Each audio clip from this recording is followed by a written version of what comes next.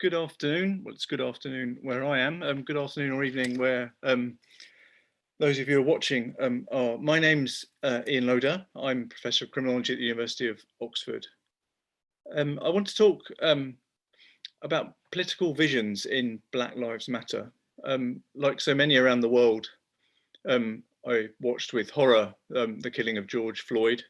I've watched with anger the response to the protests that have occurred throughout the world in response to that killing, and have also been given hope by some of that protest. And in a sense, the project I want to kind of articulate tonight is an attempt really to give effect to that feeling of hope, but more of that in a minute.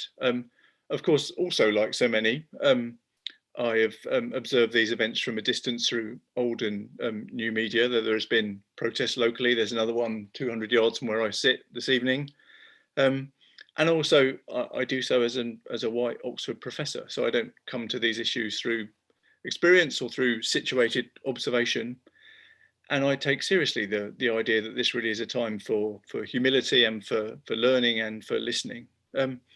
But there are, I think, things to be said, and I've been moved over the last few weeks to think and theorise and do a bit of writing about this issue, and to try and fold thinking about the issue into some of my my long-standing commitments. One of those commitments is policing, and to try and figure out what's going on when policing is contested in various ways, as it very radically is at the moment. But I also have a long-standing interest in trying to understand and recover what's at stake in political contests around crime and justice, and to think about the resources for a better politics of those issues, and to try in various ways to reconstruct the preferred futures or plausible worlds that one finds buried in the struggles that take place around questions of policing, crime and justice. And it's that task, if you like, that I want to try and bring to bear on Black Lives Matter. So more of that in a short while. First, though, I mean, a little bit of context. This will be familiar to anyone who's been alert over the last several weeks. Much of what we've observed during that period has been gloomily familiar. We know from the work of Joe Soss and Vesla Weaver and others that the experience of people living in race, class, subjugated communities is one where really police is how they understand and interact with government. We know that in Black neighbourhoods, especially poor Black neighbourhoods, policing is animated has been for a long time, not by public safety, but by orientations to racialized penal control, to keeping people in order in their place.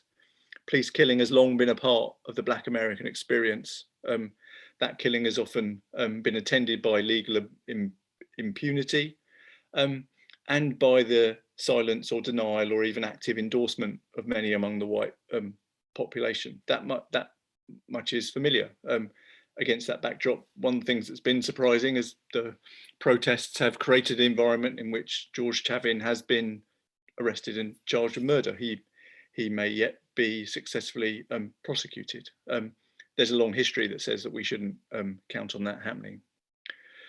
But like so many others, I've also been struck by the possibility that this may be a tipping point. Of course, if it is a tipping point, we don't know in what direction things may tip. There's plenty of evidence, both in the States and around the world, that we may be tipping towards a ratcheting up of state brutality. There's been lots of huffing and puffing and turbocharged tweeting from the American president, calling upon the forces of law and order to dominate the streets. He clearly hopes that he can kind of get out the Nixon playbook from the 1960s and use the fear of racial violence as a way of mobilizing white support behind a presidential campaign in November.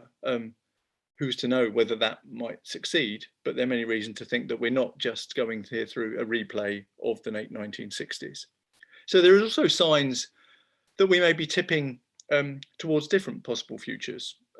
Some of those signs have been in the kind of unlikely scenes of officers downing their weapons and walking with protesters, taking a knee in front of protesters.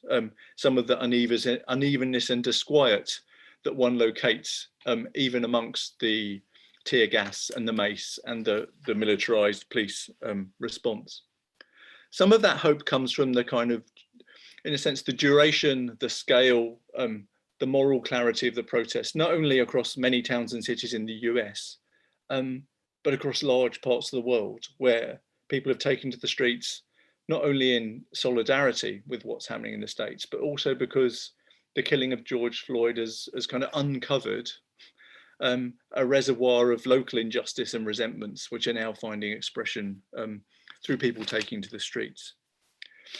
And there may be movement or reasons for hope, because many things that for several years have operated as kind of rallying calls and slogans and mobilizing claims among the Black Lives Matter social movement are suddenly finding an ear in City Hall among establishment politicians. A good example, which I'll return to a bit in a minute, is defund the police. Defund the police has moved very rapidly from being a mobilizing slogan to something which in Minneapolis and elsewhere, there is at least a promise that something that travels under that name may now be afoot.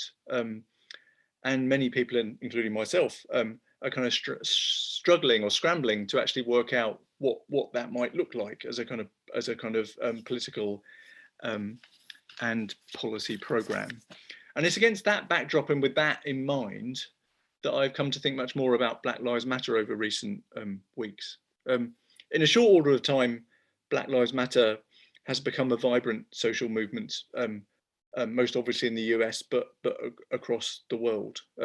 It's clearly animated first and foremost by a determination to call out and end racist police brutality. And as such, like many social movements, it's focused on mobilizing, organizing, on tactics and strategies. Its an orientation is to expose, to publicize, to critique, to bring to attention racialized state abuses. It also has a very powerful orientation to the past, to kind of bringing to attention the place of racialized violence in American history, as well as bringing to attention its own lineage in civil rights and anti-racist struggle. But as Christopher Lebron points out in his book, The Making of Black Lives Matter, Black Lives Matter is also an idea. It's a movement that draws on ideas, that is animated by ideas, that is generative of ideas. And I think when you start to think about Black Lives Matter through that lens, a different kind of political and intellectual task comes into view. And that task is to try and distill in the anger of the protests, in the proclamatory statements of the protesters and associated movements, what kind of alternative political visions, what kind of plausible worlds, what kind of preferred futures can be found or disclosed in this particular social movement. Can, in short, one identify in Black Lives Matter any distinctive political ideology or program? So my aim really, in a sense, this is where the work here forms part of a wider project I'm engaged in, trying to think about the relationship between ideology and crime and justice, and to try and uncover resources for a better politics of crime and justice. That there is a kind of task to be done to try and reconstruct and offer a sympathetic interpretation and appraisal of the preferred conceptions of the future that one finds in Black Lives Matter. And that's really what I want to talk to you about for the rest of today. And what I want to say is very provisional. And what I want to say is being said in the understanding that I'm both joining a conversation and trying to take that conversation in a particular direction. And the value in trying to do it is, in a sense, to try and bring into view, to enable us to subject to discussion and evaluation and mobilization, an alternative vision for how one might think about questions of safety and justice. That's the kind of connection, I think, to the hope that one finds on the streets of the cities across much of the world at present. Now that task faces two immediate questions, which I just want to raise. I don't particularly want to dwell on them in particular now. The first is, it's very easy to say that Black Lives Matter has no coherent ideology, that it is principally a movement in action. It's not something that can very easily be fixed. But I don't think the job I have in mind is trying to fix the meaning of this movement, to impose some kind of spurious unity on what is clearly a very diverse set of actors and protest groups and movements, but instead to try and kind of emphasize the different kind of strands and political options and possibilities that one finds in Black Lives Matter, but at the same time to try and bring to bear or tease out the kind of ideas and ideologies that are at play in this social movement and the different kinds of futures that they configure. And this is the task of reconstruction and appraisal that I have in mind. There is secondly a kind of methodological question about where one looks, what one counts as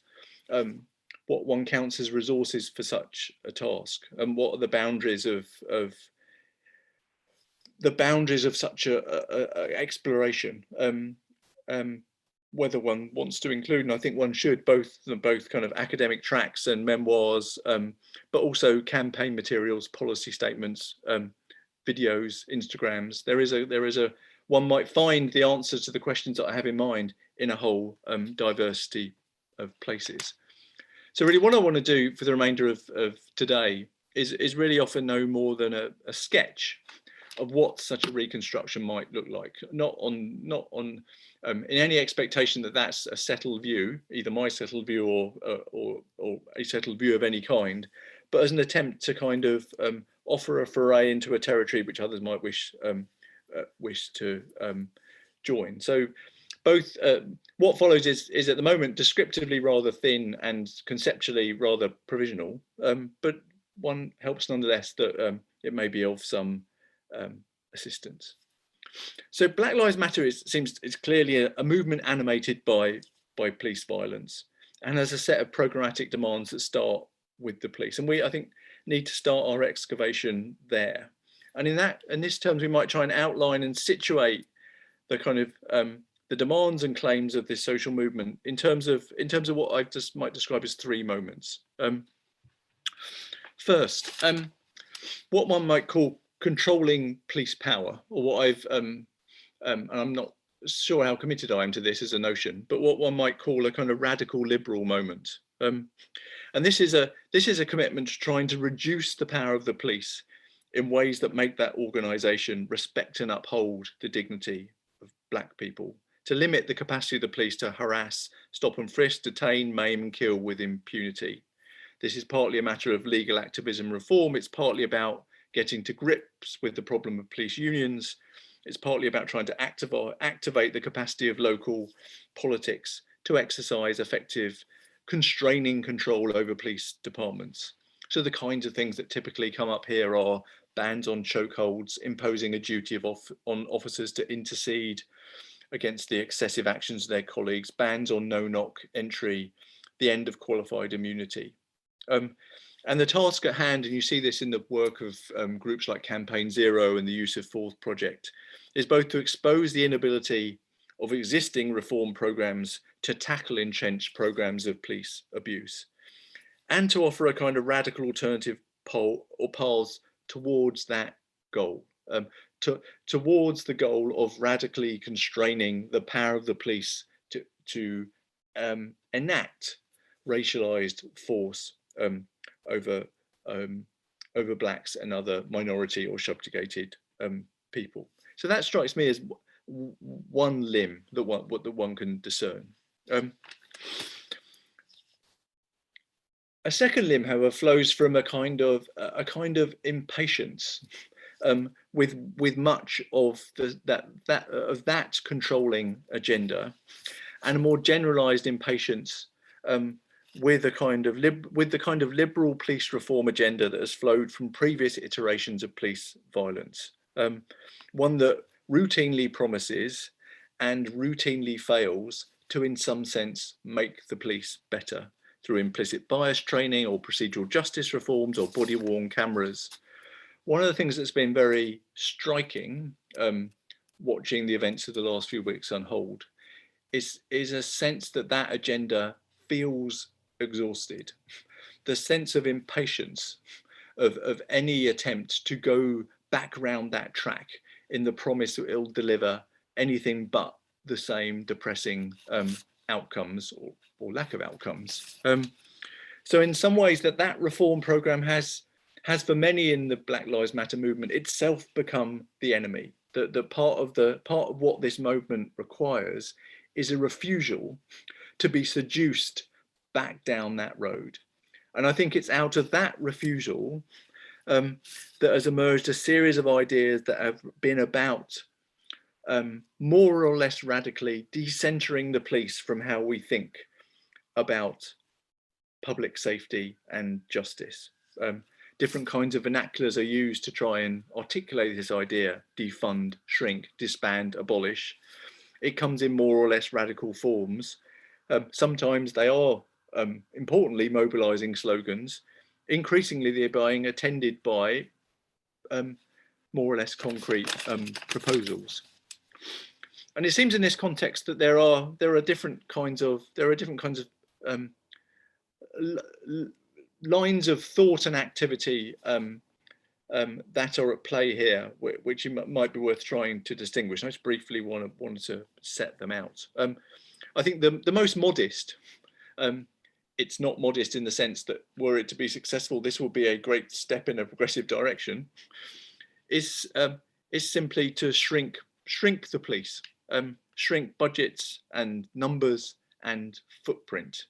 This is done against the backdrop in which, over a long history, certainly in the States, the police have swallowed up disproportionate amounts of public budgets. Where police numbers and budgets have swelled, while other forms of spending on public welfare and associated support programs has either flatlined or reduced.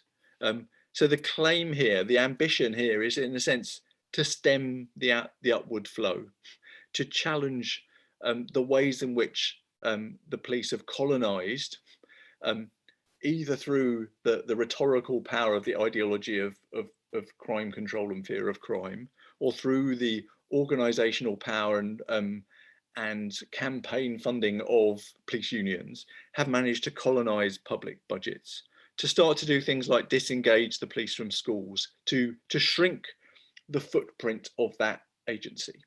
Now that plays out in different ways in different countries. It plays out differently in where I am in the United States, in the United Kingdom, for instance, not least because police budgets have shrunk quite radically in the last decade or so, but so have all public budgets. So that, I think that means that the defund movement in that context might have less legs than it gets in an American context. But it raises some of the similar kinds of questions that kick in various parts of the world, to do with the extent to which police become used as a default way of handling a range of social problems which are best dealt with through other agencies and through other interpretive lenses, whether that be health or education or welfare and the like. Which brings us to the second way in which this depolicing strategy gets mobilized, which is about defunding and divesting. So this isn't, the claim here is not just let's just shrink police and police budgets, but let's actually redirect money that the police have colonized elsewhere, and to think about and act on questions of safety, poverty, education, health and mental health in ways that prevent them from defaulting to the police as the agency who handles them, with all that has long entailed, especially for Black Americans and for marginalised communities anywhere. So the task here is effectively to redirect public money towards social work, towards community responders, towards different kinds of community programs for dealing with domestic violence and the like. The third and most radical version of this depolicing movement has involved, and we've seen this very clearly in the protests of the last several weeks, the renewed application to the police of an idea that's been more typically associated with radical alternatives to imprisonment, namely abolition or disbanding the police. This again comes in, I think, two strands, to slightly simplify things. One version of this is to say that police departments have become so sclerotic, so dysfunctional, so committed to a certain kind of project of racialized control, so difficult to reform, that effectively you have to disband them and then start again. I think this is a position that Tracy Mears from Yale kind of articulates, for instance. And the argument is that, in a sense, only when this is done can you start to rebuild some version of what we call police from scratch. Or as the Black Lives Matter activist DeRay McKesson puts it, it says it's only when we've defunded the police, when we've moved the conversation somewhere else, when we've actually, as it were, cleared the slate, it's only then, he says, that we might be able to return safely to the question of what one actually does on those occasions in Black communities, any community, where intense intervention is actually required. That might require something that looks like a police force, it might not. But the ambition here is, in a sense, to defer that question until such time as you've uncoupled that kind of strong rhetorical link between public safety and policing. The more radical abolitionist version of this is to disband the police and to not reassemble them in any form. It's to try and get us all to imagine a world beyond and without police, a world in which we've kind of relocated public safety and harm reduction in some kind of community strategy. We might have a long discussion about how to think about that and what that might mean, but it's been very telling that previously radical demand has surfaced in the discourse over the last several weeks, so that many people, not just inside the Black Lives Matter, are actually trying to think about that question. And I think, irrespective of the view you eventually come to on that question, what this, in a sense, the depolicing, defunding, disbanding moment has done is encourage us all, not just in the States, in many parts of the world, to reimagine urban life and government, to think about harm prevention and public safety without resort to the police, or most radically without resort to the police, less radically without resort to the police in the first instance. In other words, to break that umbilical cord that leads so many people just to kind of, as it were, naturally, as if it's just a piece of uncontested common sense, to reach for the police when they're thinking about crime prevention and public safety. That seems to me to be something that we all can think harder about in many contexts, both as a movement for trying to scale down the way in which the police have colonized both our imaginations and public budgets, and to think about ways to radically socialize questions of safety and justice through programs of care into education, housing, and the like, all of which feature very prominently in the literature and programmatic statements of Black Lives Matter. And it's for that reason that I kind of think, if you want to kind of locate this element of Black Lives Matter in a kind of familiar political or ideological landscape, you might describe this as the kind of radical socialist moment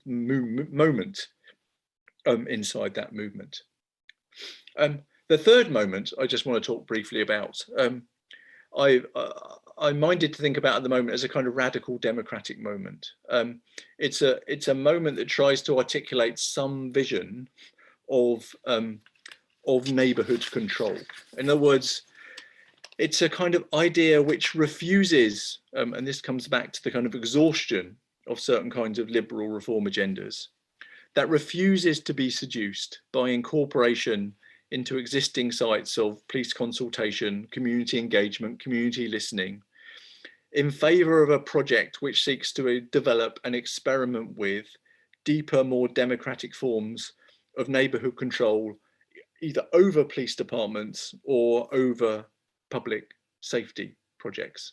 In a sense, we're being invited to think about what that might look like, what much more active community participation in controlling and directing the resources and priorities of police departments and bringing them to account might actually start to look like.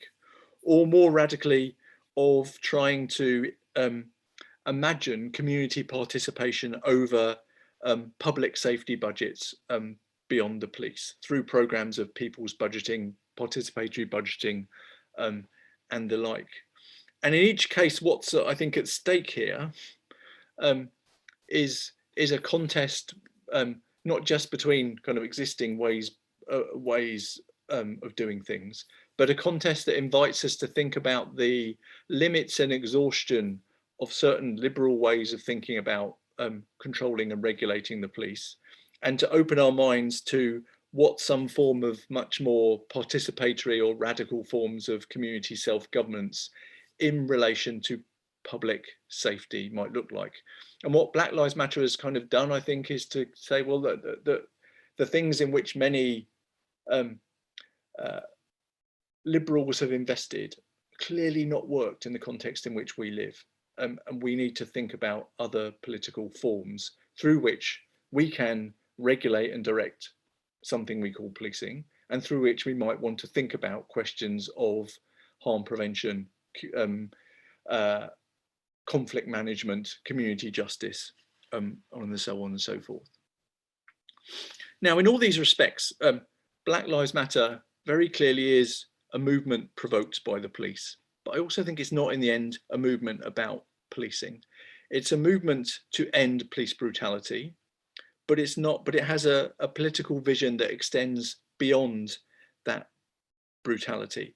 It has a vision which is about how you imagine forms of public safety and policing, if you like, which are consistent with dignified treatment of Black and minority and all those who live in race, class, subjugated communities. But also, as it were, from that point reaches out into and opens up a series of wider questions. And I've no intention, and still less the kind of time, to try and answer those questions now. But I just want to kind of, leave them, as it were, hanging for further deliberation and discussion. And I think they revolve around questions of equality, questions of the state, and questions of democracy. I think first, in respect to the first, what Black Lives Matter is asking, the question it's asking, is whether it's possible to reform a police force devoted to racialized penal control without affecting a wider transformation in entrenched patterns of racial privilege and domination. In so doing, it kind of promises, if you like, an experiment. It kind of puts to test the question of whether one might think of the police as, in kind of Marxist terms, as a kind of epiphenomenal institution.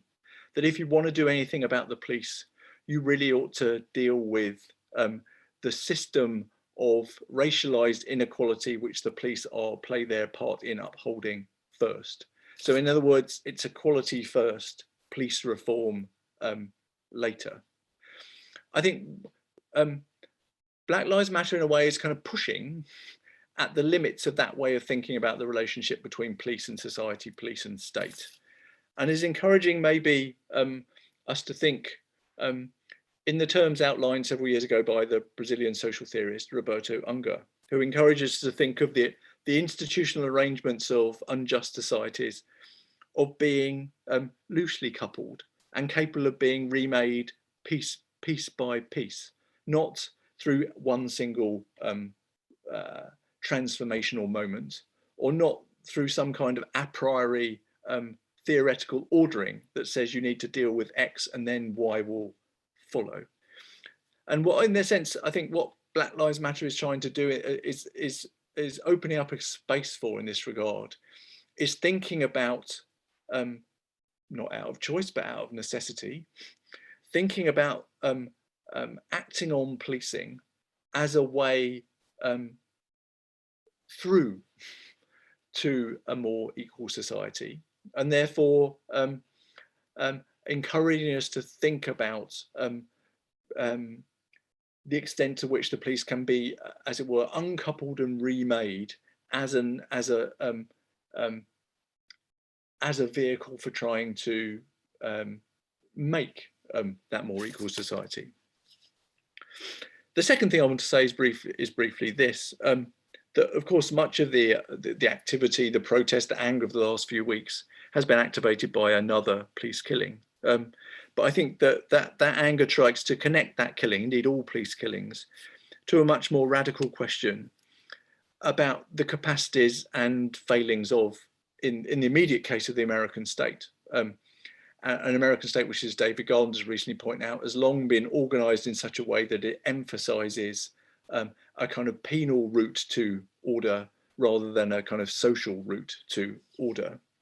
What Black Lives Matter, I think, is doing, not only in the American context, but elsewhere, is asking a question about whether it's possible to reimagine a state, not as a source of penal control and racialized ordering, but to reimagine it as a vehicle of provision and protection for Black citizens, and is getting us to think about what that might look like and might require. This in turn relates just to the final thing I want to say, that this in the end isn't about policing. What's at issue and at stake in the contest of the moment in the US and elsewhere is in fact a question about the meaning and practice of democracy in the world today, and about whether it's possible to create the conditions for collective or self-government, in ways that enable all of us, Black and subjugated citizens, but indeed all of us, to see themselves and ourselves as the authors of the institutions that govern us, not our disposable, not as its disposable objects. That's the question that seems to me to be ultimately at stake. It's a question that starts with policing. It's a question that ends with being about the quality and possibilities of democratic governance in the world today. Thank you.